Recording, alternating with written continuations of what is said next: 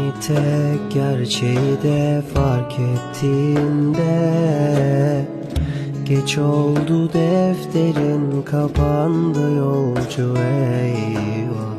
Sen hakkı boş verirdin, ağlama şimdi.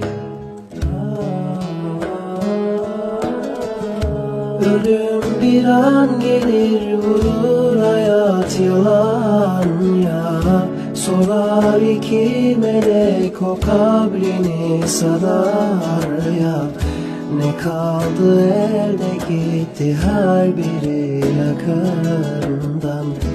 Ölünce kim yıkar beni diye sorarsan, o toprağın içinde son hesap olur ya.